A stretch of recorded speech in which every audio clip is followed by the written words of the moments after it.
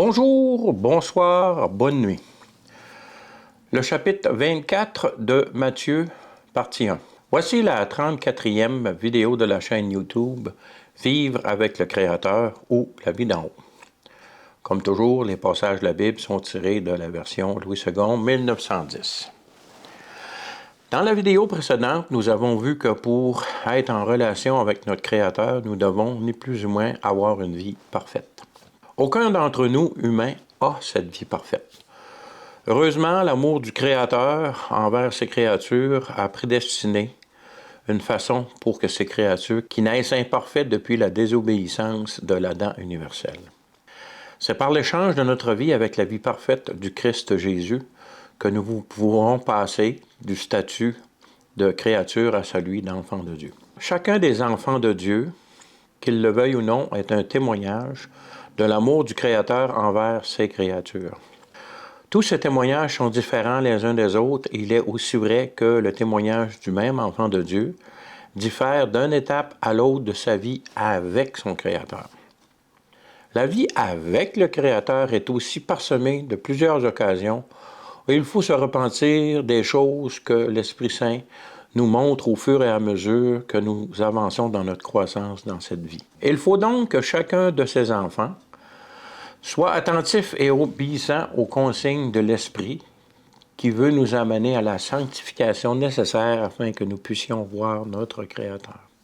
Normalement, ce processus se termine seulement à notre mort ou, pour certains privilégiés, ce sera lors de l'enlèvement de l'Église, dont j'espère faire partie. Lorsqu'il y a des obéissances de l'enfant de Dieu, l'Esprit avertit et exhorte à la repentance. L'avertissement vient toujours avant que la correction de notre bon Père céleste entre en action. Comme tout Père terrestre, notre Père céleste avertit, espère repentance avant que la correction ne devienne nécessaire. Mais si ça devient nécessaire, en bon Père, il va passer à la correction. Il est donc bon pour l'enfant de Dieu de s'examiner régulièrement afin d'évaluer sa progression dans sa sainteté de vie avec le Créateur. Le but de cet examen est de nous amener à nous repentir nous-mêmes de nos œuvres mortes afin que nous puissions vivre la liberté promise en Jésus le Christ. En examinant le texte du chapitre 23 de l'Évangile de Matthieu, qui est introduit par les versets 34 à 46 du chapitre 22, nous savons que les chapitres et les versets, les numéros de versets ne sont pas dans le texte original et que ça a été décidé par la suite. Donc, des fois, les chapitres ne se terminent pas nécessairement à un endroit logique. Là. C'est le cas ici, selon moi. Nous y verrons, dans ces passages, un bel exemple d'avertissement donné aux dirigeants du peuple d'Israël et par extension au peuple d'Israël lui-même qui s'obstinent à rejeter Jésus. Les reproches sont clairs et les résultats de leur désobéissance est aussi clairement énoncé. Donc, allons voir dans Matthieu 22, du verset 34 au verset 46. Verset 34. Les pharisiens, ayant appris qu'il avait réduit au silence les Sadducéens, se rassemblèrent. Et l'un d'eux, docteur de la loi, lui fit cette question pour l'éprouver. « Maître, quel est le plus grand commandement de la loi? » Jésus lui répondit, « Tu aimeras le Seigneur ton Dieu de tout ton cœur, de toute ton âme, de toute ta pensée. » C'est le premier et le plus grand des commandements. Et voici le second qui lui est semblable. Tu aimeras ton prochain comme toi-même. De ces deux commandements dépendent toute la loi et les prophètes. Comme les pharisiens étaient assemblés, Jésus les interrogea en disant, « Que pensez-vous du Christ? De qui est-il le Fils? » Ils lui répondirent, « De David. » Et Jésus leur dit, « Comment donc David, animé par l'Esprit, l'appelle-t-il Seigneur lorsqu'il dit, « Le Seigneur a dit à mon Seigneur, assieds-toi à ma droite, jusqu'à ce que je fasse de tes ennemis ton marchepied. » Si donc David l'appelle Seigneur, comment est-il son fils? Nul ne put lui répondre un mot, et depuis ce jour, personne n'osa plus proposer des questions. Nous voyons que les pharisiens se rassemblent pour éprouver Jésus, et comme pour les Sadducéens, avant eux, Jésus les réduit au silence. Alors Jésus se tourne vers la foule afin d'identifier certains comportements des spécialistes de la loi et des pharisiens qui devraient faire l'objet de repentance. Cela nous amène au contenu du chapitre 23. Pour ce chapitre, je vais agir différemment à mon habitude, qui est de lire au complet les passages de la parole pour ensuite les commenter. Ce que je veux ici, c'est vous donner les comportements nécessitant repentance contenus dans des groupes de versets, groupes que vous aurez par la suite à lire par vous-même. Examinons ensemble un passage qui vous servira d'exemple pour les suivants. Matthieu 23, verset 1 au verset 12. Lisons ensemble. Alors, Jésus parlant à la foule et à ses disciples, dit, « Les scribes et les pharisiens sont assis dans la chaire de Moïse. Faites donc et observez tout ce qu'ils vous disent, mais n'agissez pas selon leurs œuvres, car ils disent et ne font pas. Ils lient des fardeaux pesants et les mettent sur les épaules des hommes, mais ils ne veulent pas les remuer du doigt. Ils font toute leur action pour être vus des hommes. Ainsi, ils portent de larges phylactères, ils ont de longues franges à leurs vêtements. Ils aiment la première place dans les festins et les premiers sièges dans les synagogues. Ils aiment à être salués dans les places publiques et à être appelés par les hommes rabbi, rabbi. Mais vous ne vous faites pas appeler rabbi, car un seul est votre maître, et vous êtes tous frères. Et n'appelez personne sur la terre votre père, car un seul est votre Père, celui qui est dans les cieux. Ne vous faites pas appeler directeur, car seul est votre directeur, le Christ. Car un seul est votre directeur, le Christ. Le plus grand parmi vous sera votre serviteur. Quiconque s'élèvera sera abaissé, et quiconque sera élevé. J'ai donc, suite à ce texte, pour le restant du chapitre 23, j'ai préparé un petit tableau que nous allons regarder ensemble, qui va nous permettre, qui nous identifie les comportements répréhensibles qui sont mis à l'évidence par ce que Jésus dit dans ce chapitre. Donc, dans notre lecture des versets 1 à 12, nous pouvons voir, à partir du verset 23 et du verset 4, de l'hypocrisie. Des versets 5 à 10, c'est l'orgueil de la vie. Au verset 11, c'est le résultat de la repentance s'il y a lieu. Et 12, c'est la correction ou la récompense prévue, dépendamment de la décision qui sera prise. Dans les autres textes que vous aurez à regarder pour vous-même, au verset 13, on voit de l'hypocrisie et ses conséquences. Au verset 14, on voit de l'hypocrisie et l'orgueil de la vie. Au verset 15, zèle dans un mauvais témoignage. Du verset 16 au verset 22, des mauvais enseignements. Du verset 23 et 24, hypocrisie et mauvais enseignements. Versets 25 et 26, hypocrisie aveugle de leurs conditions. Versets 27 et 28, hypocrisie et injustice. Versets 29 à 36, hypocrisie, rejet de la parole de Dieu et meurtrier. Versets 37 à 39, mauvais témoignage, influençant la ville au complet de Jérusalem et manque de repentance. Voilà qui nous donne un très bon sujet de réflexion. Prenez le temps de lire le chapitre 23 comme si Jésus vous parlait à vous-même. Si vous êtes chanceux, un minimum de passages vous concernera. Ne pensez pas que vous êtes à l'abri de ces comportements.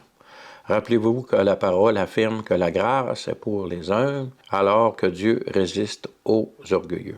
Le chapitre 23, par contre, se termine sur une promesse qui donne espoir malgré cette série de reproches accablants dont l'hypocrisie prend une grande place. En effet, Matthieu 23, versets 38 et 39 affirme « Voici votre maison vous sera laissée déserte, car, je vous le dis, vous ne me verrez plus désormais jusqu'à ce que vous disiez « Béni soit celui qui vient au nom du Seigneur ». On voit ici, c'est la dernière adresse publique que Jésus donne au peuple d'Israël, principalement aux dirigeants. Donc, c'est le dernier avertissement que Jésus donne avant de revenir pour sa deuxième fois. Nous avons donc dans ce passage la condition incontournable pour que Jésus puisse revenir en gloire sur cette terre où tous le verront. Le verset 39 s'adresse au peuple dont Jérusalem est la ville où il rencontre son Seigneur Yahweh, du tétragramme, là, Yod-Hé-Wah-Hé, l'Éternel, le Dieu 3 fois saint, le seul Dieu.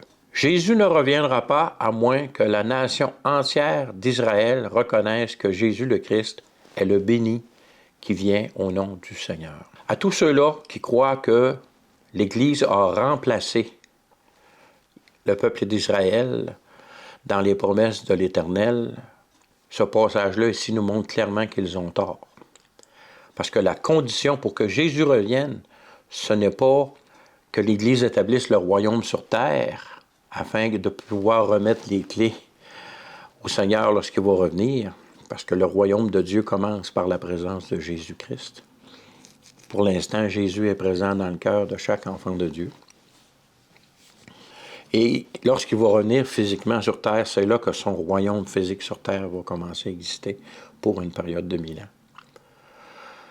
Mais ceux qui croient qu'Israël a été mis de côté, puis que maintenant toutes les promesses s'appliquent seulement à l'Église, bien ici on a la confirmation que cette façon de penser est erronée.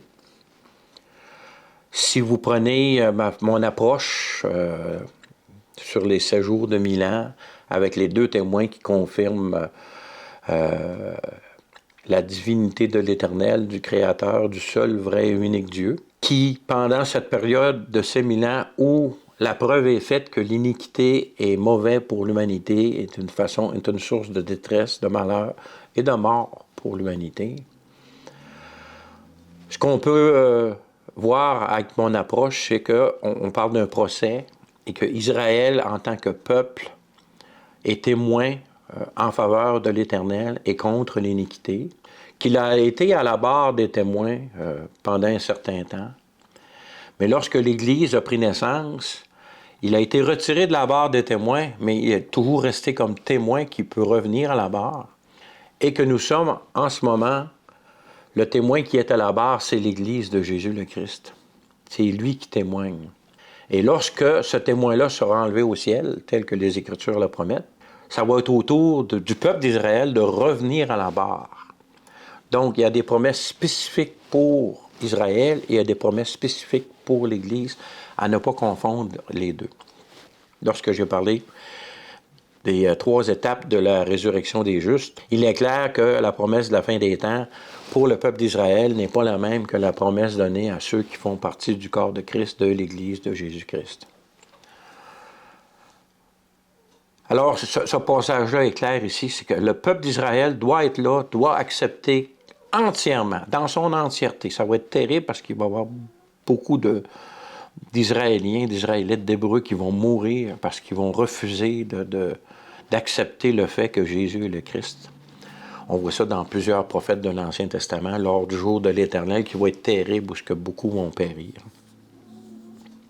Par contre, le résultat de ça, c'est qu'un jour, le peuple, ceux qui vont rester d'Israël, vont reconnaître Jésus comme leur sauveur, comme le Messie qu'ils attendent encore en ce moment, qu'ils attendent depuis 6000 ans presque maintenant. Que l'Église remplace Israël dans les promesses de Dieu est une erreur.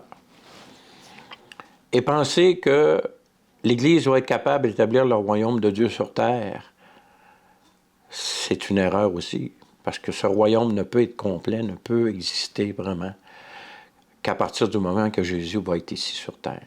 Passons donc maintenant au chapitre 24 de Matthieu. J'ai bien sûr écouté et entendu plusieurs enseignements sur Matthieu 24 et selon certains enseignants, Matthieu, en bon conducteur de taxes organisé, aurait groupé les sujets similaires ensemble sans tenir compte de leur chronologie dans ce chapitre. Alors que pour d'autres enseignants, son texte est effectivement en ordre chronologique jusqu'au moment où le texte grec utilisé nous avise du bris de ce déroulement chronologique. Ce que j'ai remarqué, c'est que ceux qui enseignent que c'est organisé et pas nécessairement chronologique, c'est des personnes qui sont très organisées. C'est des enfants de Dieu qui sont très organisés. Et que les personnes qui parlent que le texte grec montre la différence, le bris de la chronologie, sont des personnes qui ont des connaissances expertes en langue grecque du Nouveau Testament. Je crois qu'en fait, ces 2 visions ne sont pas contradictoires, à condition de comprendre que Jésus, ici, s'adresse à plusieurs groupes de personnes en même temps. On sait que dans le chapitre 23, il s'adresse spécifiquement au peuple d'Israël, spécifiquement au peuple d'Israël qui rejette Jésus comme le Christ, comme le Messie. Et que ici, dans le chapitre 24, suite à une question faite par les apôtres, il va donner des consignes à plusieurs groupes de personnes. Parce que c'est les derniers avertissements que Dieu donne à son peuple, qui croit en son nom, qui va croire en son nom, et qui croira en son nom dans l'avenir, avant de passer à la crucifixion. Il donne ce dernier consigne à ses apôtres pour leur temps, eux qui sont à la fois hébreux et qui sont l'Église naissante. Et aussi à ceux qui seront vivants après les apôtres, incluant aussi ceux qui seront présents sur terre lors de son retour. Fait que vous comprenez que ces consignes-là, ils ne sont pas spécifiquement juste pour les apôtres, mais ils sont pour les apôtres, pour ceux qui vont suivre les apôtres et pour ceux qui vont être sur terre lorsque le Seigneur va revenir. Où nous sommes rendus dans l'histoire de l'humanité, c'est relativement facile à concevoir parce que l'Église a 2000 ans d'histoire environ en ce moment. Mais c'est sûr qu'au début de l'Église, c'était pas évident parce que l'Église, au début, s'attendait au retour du Seigneur imminent. Jusqu'à ce que le temple soit détruit, cette supposition était juste parce que le temple était là. Mais après la destruction du temple, c'était impossible que le Seigneur revienne avant qu'il y ait un autre temple. Dans ma série sur le grand dévoilement, on voit qu'il y a une séquence possible, un scénario que j'ai établi, qu'il ne faut jamais oublier que c'est un scénario, que les choses doivent être ajustées aux événements. Le scénario doit être ajusté aux événements qui se dérouleront dans les années qui s'en viennent. Et que la période de temps est très large, sur une période de 3 ans. Mais si le scénario tel que je le décris, c'est que l'enlèvement précède la venue du grand leader charismatique, qui va amener une entente de 7 ans avec les nations qui les entourent, et Israël, qui va amener à la reconstruction du temple. À partir du moment que le temple va être reconstruit, le retour du Seigneur redevient possible. C'est pour ça que l'enlèvement de l'Église doit être proche ou un laps de temps assez court avant que le temple soit reconstruit. Avec les techniques actuelles, reconstruire un temple, ça peut se faire assez rapidement. Donc, notre Créateur, qui a inspiré la parole au complet, autant l'Ancien Testament, les prophètes, donc on parle de la Torah, les prophètes et les écrits, et le Nouveau Testament, les évangiles et les lettres, savait que les paroles prononcées par Jésus sur le mont des Oliviers allaient y être inscrites, parce que c'est lui qui gère ces choses-là. Il prend donc soin d'avertir chacun de ses enfants pour toutes les époques, dans tous les siècles, d'une façon qui est nécessaire afin que chacun soit informé correctement. Avançons en essayant de démêler tout ça à la lumière de la révélation de l'Esprit Saint qui nous a départis pour 2022. Cette révélation-là qui peut être précisée dans les semaines, dans les mois, dans les années à venir, c'est ce que nous verrons dans le futur. C'est ce que Dieu voit déjà, mais nous, en tant qu'êtres humains, c'est un jour à la fois que Jésus nous a dit de vivre. Donc, lisons Matthieu 24, versets 1 à 3. « Comme Jésus s'en allait au sortir du temple, ses disciples s'approchèrent pour lui en faire remarquer les constructions. Mais il leur dit, « Voyez-vous tout cela? Je vous le dis en vérité, il ne restera pas ici pierre sur pierre qui ne soit renversée. » Il s'assit sur la montagne des Oliviers, et les disciples vinrent en particulier lui faire cette question. « Dis-nous, quand cela arrivera-t-il? Quel sera le signe de ton avènement et de la fin du monde? » C'est une seule question que l'on peut diviser en 3 volets. Le premier volet, c'est « Quand cela arrivera-t-il? » On parle ici de la destruction du temple, étant donné que Jésus vient de mentionner au verset 2 qu'il ne restera pas pierre sur pierre. Ensuite, il y a une deuxième question, c'est « Quel sera le signe de ton avènement? » Souvenons-nous que l'avènement du Seigneur est un processus qui comporte nécessairement 7 années d'entente entre Israël et les nations qui l'entourent. Donc, c'est un processus sur une certaine période de temps. Donc, quels seront les signes de ton avènement? Et de la fin du monde. La fin du monde, tel qu'on le connaît, c'est lorsque Jésus va revenir physiquement sur la terre. Donc, il y a 3 questions ici. Bien, une question, mais 3 volets. Si nous voulons vraiment avoir une vision complète de la réponse de Jésus à ses disciples, nous devons examiner les textes qui traitent du même événement dans les évangiles de Marc et de Luc. Le Créateur, connaissant la faiblesse humaine, s'est assuré que ces paroles soient reportées par 3 témoins, afin que ce soit complet comme message. Dont l'un de ces témoins, qui est Luc, qui avait une formation de médecin, affirme lui-même qu'il a fait des recherches qu'il qualifie d'exactes. Parce que Luc n'est pas dans les apôtres, n'est pas dans les 12, et son évangile et les actes des apôtres ont été rédigés suite à des recherches qu'il a faites. On se souvient, on sait que lors d'un événement, s'il y a 10 personnes qui en sont témoins, chaque personne va se souvenir de certaines parties. Donc, en utilisant 3 évangélistes pour rapporter ces paroles que Jésus a données sur le mont des Oliviers, il s'assurait que l'entièreté de son message va passer. Voyons les versets parallèles de Matthieu 24 que nous venons de voir avec l'Évangile de Marc et l'Évangile de Luc. Personnellement, je me suis fait un tableau où c'est que chaque verset qui correspond, j'ai été obligé dans certains cas de séparer des versets en 2 ou de les déplacer un peu pour faire correspondre les affirmations. On a un exemple ici dans le tableau que vous voyez. Si vous regardez verset 1 de Marc 13, c'est lorsque Jésus sortit du temple, un de ses disciples lui dit « Maître, regarde quelle pierre et quelle construction ». Essentiellement, Matthieu dit la même chose. Jésus s'en allait au sortir du temple. Ses disciples, et non pas un de ses disciples, s'approchèrent pour lui en faire la remarque, en faire remarquer les constructions. Et dans Luc, comme quelques-uns parlaient de belles pierres et d'offrandes qui faisaient l'ornement du temple, Jésus dit, alors on voit qu'il y a des petites différences, mais qu'essentiellement c'est le même message. Au niveau de la question, au niveau de l'affirmation, Jésus répondit, voici toutes ces grandes constructions, il ne restera pas pierre sur pierre qui ne soit renversée. Voyez dans Matthieu, c'est voyez tout cela, je vous le dis en vérité, il ne restera pas ici pierre sur pierre qui ne soit renversée. Et dans Luc, on peut lire, les jours viendront, parce que Jésus dit, et dans le verset précédent, les jours viendront où de ce que vous voyez, il ne restera pas pierre sur pierre qui ne soit renversée. Essentiellement, c'est la même chose.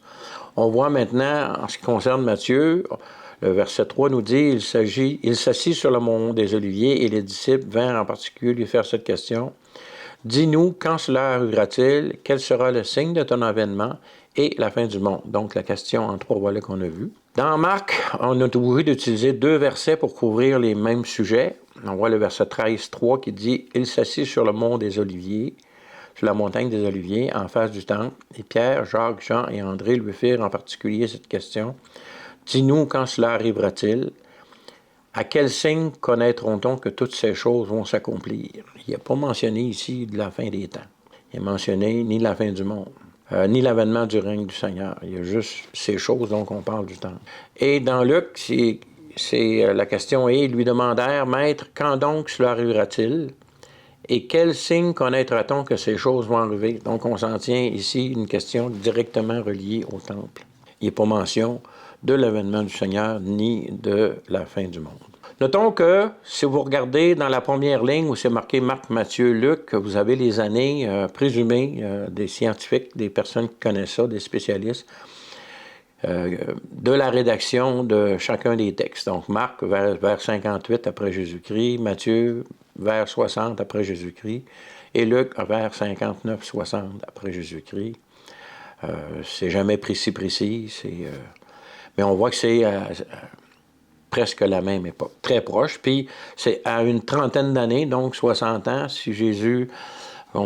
Tous les enseignants de la Bible sont d'accord que la crucifixion a eu lieu entre 30 et 33 ans. Entre l'an 30 et 33 de notre ère, donc après Jésus le Christ. Donc, si on prend, mettons, pour faciliter les calculs, on prend 30 ici, l'an 30. Si ça a été 58, ben c'est 28 ans après l'an 30, puis 60 ans, ben c'est 30 ans. Donc c'est assez rapproché des événements. Et puis deux des personnes qui rapportent les événements sont des témoins oculaires. Bon, selon ce que nous pouvons voir dans ce tableau, nous utiliserons le texte de Matthieu qui est le plus détaillé pour cette étude comme texte de base. Et lorsqu'il y aura des différences entre les autres textes, je prendrai le temps de les mentionner d'une façon ou d'une autre, afin qu'on ait toute l'information complète, non pas complexe, bien complexe, oui, mais complète que les trois évangiles nous rapportent. Regardons maintenant comment Jésus répond à ses disciples. Continuons avec Matthieu 24, auquel j'ai ajouté des détails de Luc 21, qui ne sont pas dans Matthieu 24. En ce qui concerne Marc, ce qui se retrouve dans Marc se retrouve dans Matthieu. Donc, verset 24, Jésus leur répondit, « Prenez garde que personne ne vous séduise. » Dans Luc 21, verset 8, première partie du verset, on voit « Prenez garde que vous ne soyez séduits. » Donc, personne que vous séduise, ça vient des hommes, et que vous ne soyez séduits, ça peut être des événements aussi, en plus des hommes. Dans 24, verset 5 de Matthieu, « Car plusieurs viendront sous mon nom, disant, c'est moi qui suis le Christ, et ils séduiront beaucoup de gens. » Toujours dans Luc 21, verset 8, deuxième partie du verset, on retrouve, en plus, « Car plusieurs viendront sous mon nom », c'est écrit, « C'est moi », disant, « C'est moi ». Le temps de la fin est proche, ne les suivez pas. Vous voyez qu'il y a une consigne ici qui est ajoutée et que la fin soit proche aussi qui est ajoutée. Et 24, verset 6, vous entendrez parler de guerre et de bruit de guerre. Gardez-vous d'être troublés, car il faut que ces choses arrivent, mais ce ne sera pas encore la fin. Ce verset-là, on va le reprendre lors du prochain enseignement. Mais pour ce qui nous concerne aujourd'hui, on voit ici les caractéristiques des derniers jours qui commencent à la naissance de l'Église, tels que nous le verrons plus tard, un peu plus loin. Depuis que l'homme a péché, il y a toujours eu des guerres et des bruits de guerre. Mais c'est seulement depuis que Jésus est venu qu'il y a eu des faux messies. Prenez garde que personne ne vous séduise est de mise dès la formation de l'Église, spécialement au regard du retour de Jésus.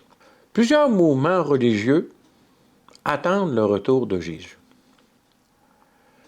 La Torah et les évangiles énoncent sans équivoque qu'il reviendra à la vue de tous sur les nuées.